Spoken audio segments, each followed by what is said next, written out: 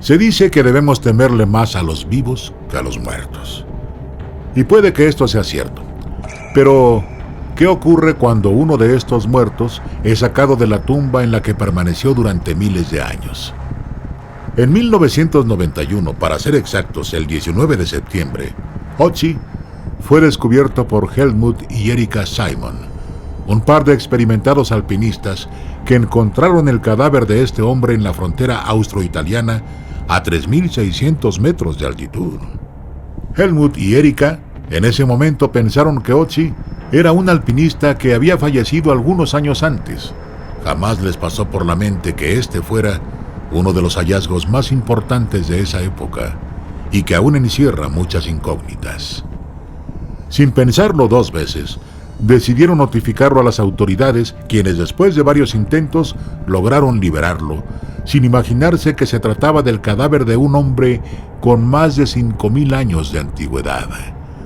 Aunque por desgracia, no solo liberaron al hombre de su gélida prisión, ya que sin proponérselo, al mismo tiempo, desencadenaron un terrible conjuro: la maldición de Ötzi.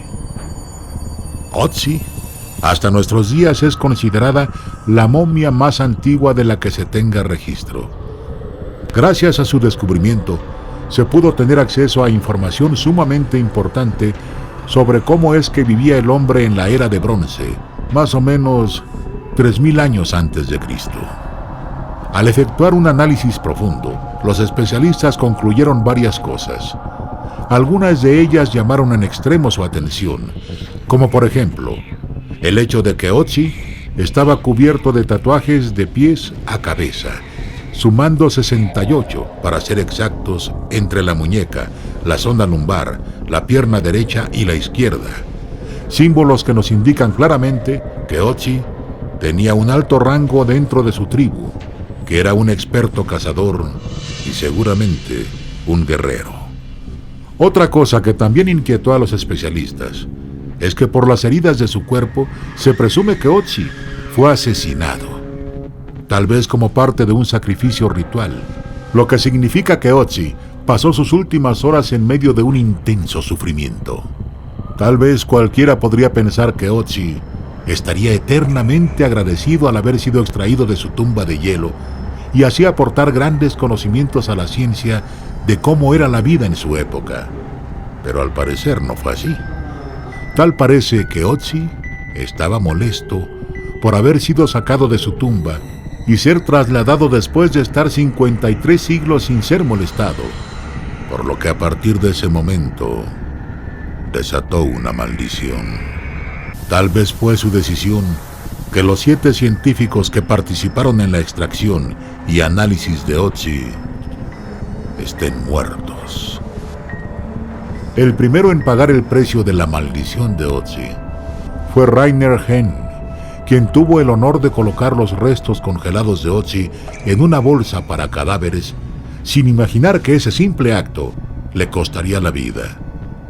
Porque todo indica que un descuido a la hora de llevar a cabo la operación hizo enfurecer a Ötzi, y este decidió tomar venganza.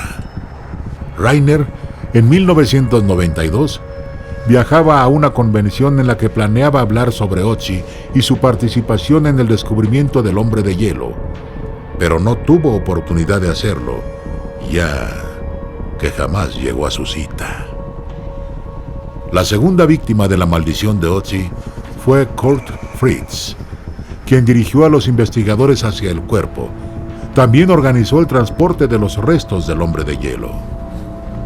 Kurt Fritz salió un día, como cualquier otro, a dar una caminata en las cordilleras como parte de su trabajo, sin imaginarse que la maldición de Ötzi lo estaba acechando para realizar su venganza. Lo extraño de esto, y que llama la atención, es que Kurt Fritz no era un principiante o un turista dando un paseo por el campo. Era un guía experimentado que conocía muy bien su región. Kurt murió cuando tenía 52 años, aún gozando de excelente salud. La tercera víctima fue precisamente el hombre que originalmente descubrió a Ötzi. nos referimos a Helmut Simon, quien iba acompañado de su esposa Erika al momento del hallazgo. Desafortunadamente, Helmut también recibió la visita de la maldición de Ötzi, cuando en el 2004 el experimentado excursionista desapareció en los Alpes, tal vez para tomar por algunos días el lugar de Ötzi en una tumba de hielo. La maldición de Ötzi sumaba ya 3 víctimas mortales, 3 hombres que habían participado de manera directa en su descubrimiento y traslado. Sin embargo, ellos no serían los únicos, y mucho menos los últimos, ya que Ötzi tenía más sorpresas reservadas para quienes lo habían perturbado después de un descanso de más de 3000 años. Se podría decir que el 19 de septiembre de 1992 marcó un antes y un después para la paleontología, con el hallazgo de Ötzi, la momia más antigua del mundo. Pero por desgracia, los científicos que participaron en su extracción pagaron un precio demasiado alto. Tal vez Ötzi jamás debió ser sacada de su eterno descanso, pues eso desató la maldición. Se dice que Ötzi estaba tan enojado con todos los que habían participado en su descubrimiento que ya no importaba quién se la había hecho, sino quién se la iba a pagar. Esto viene a colación porque si bien Dieter Warneck no formó parte del equipo original de excavación o investigación de Ötzi, cuando Helmut Simon desapareció en los Alpes en el 2004, Warneck formó parte del equipo de búsqueda. Lo extraño de esto, y por demás inexplicable, fue que apenas unas horas después del funeral de Helmut Simon, Warneck sufrió un ataque cardíaco y murió, acompañando a Simon en su camino al más allá. Cuando el hombre de hielo fue descubierto, los científicos querían tener un registro preciso de su condición, de su ubicación y de todo lo que les pudiera brindar más elementos. Por eso contrataron a Rainer Holz, quien era la única persona autorizada para videograbar la recuperación del cuerpo de Ötzi. Y debo decir que gracias a esa grabación, ahora existe un documental sobre la historia de Ötzi, aunque tristemente esa grabación le salió demasiado cara a Rainer. Hasta ese momento Ötzi llevaba 4 víctimas directas y una indirecta. ¿Quién sería el siguiente en turno? Konrad Spindler fue el experto principal a cargo de los estudios de Ötzi. Spindler no creía en la maldición e incluso llegó a hacer bromas al respecto. Fue en una entrevista que dijo: "Pienso que todo es basura.